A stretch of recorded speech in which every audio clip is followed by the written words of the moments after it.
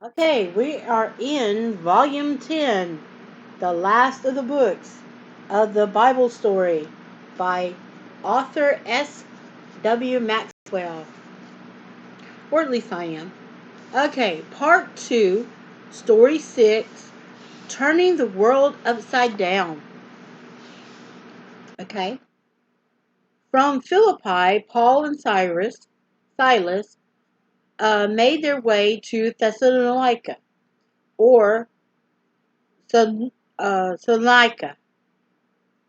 Salonica. Salonica. That's what it says. Salonika. As it is called today. Oh, Salonica is what it's called today. This meant the journey of about 100 miles and probably took several days, allowing for stops on the way.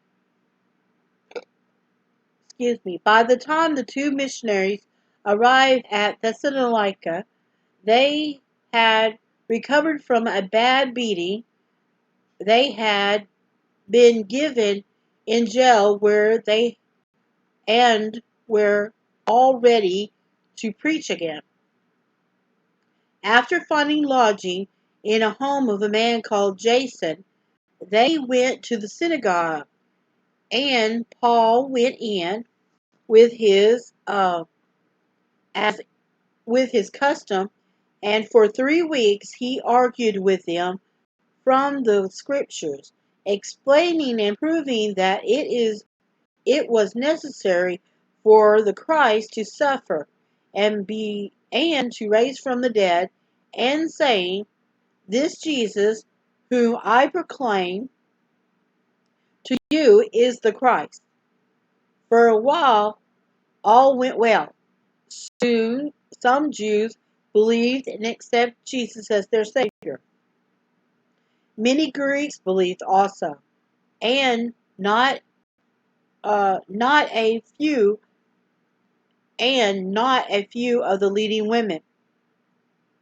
Paul and Silas must have been very happy at this fine result of their preaching. But their joy did not last very long. Soon some Jews who refused to believe that Jesus was the Messiah charged that the two men were frauds and cheats and should be driven out.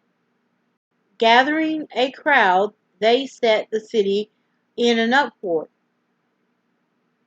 Arriving at Jason's house, they demand that Paul and Silas should be handed over to them.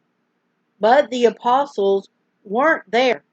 Perhaps they had slipped out the back door when they saw the angry crowd coming down the street. Angered with Angered because they couldn't find the men they were looking for, the leaders of the mob seized Jason and rushed him off to the city magistrates. "These men who have turned the world upside down have come here also," they cried. And Jason had received them, and they are all acting against the decrees of Caesar, saying that there is another king, Jesus. There was a good deal of fuss and argument, but finally Jason was set free after he had put up a bond for his good behavior. Returning home, he got word to Paul and Silas that it would be best for them to leave town for a while.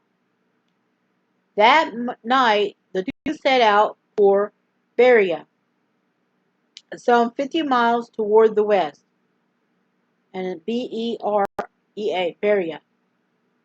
As they trudged on through the darkness, they must have smiled as they thought of what their enemies had said about them that day.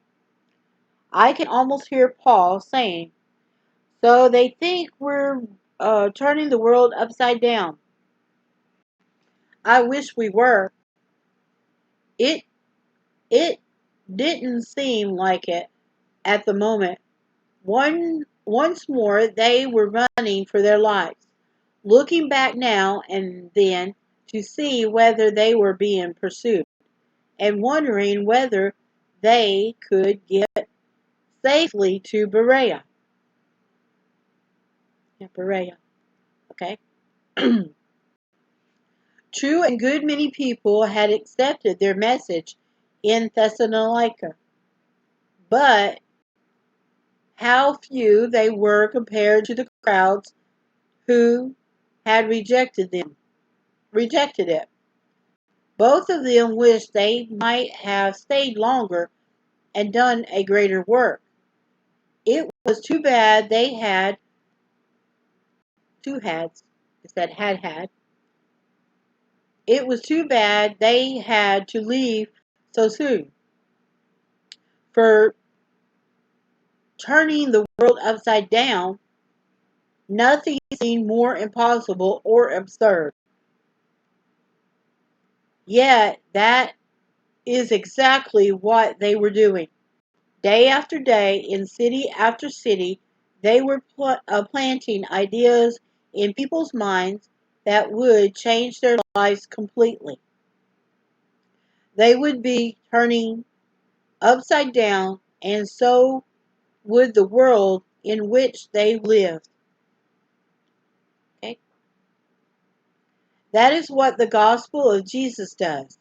It turns people upside down and inside out. It changes their likes and dislikes. It changes their motives and ambitions. Instead of loving the world and hating God, they love God and hate the world. Instead of being selfish, they become unselfish. Instead of being proud, they become humble. Instead of being um, irritable, they become patient. Instead of seeking to please themselves, they try their best to please Jesus. Their whole outlook of life is changed. Their world is turned upside down. And that's what Jesus will do for you if you receive Him into your heart. And then there's three pictures.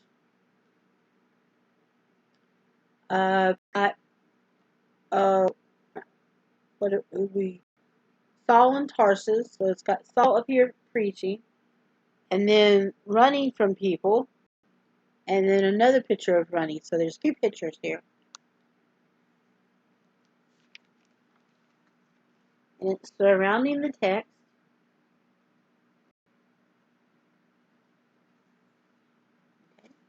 And I'll show it to you individually.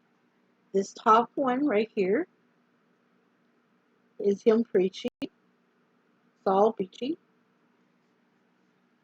Down here is the folks trying to chase him out.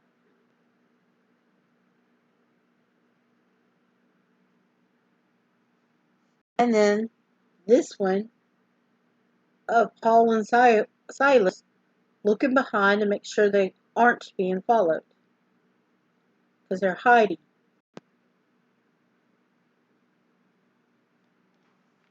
Okay?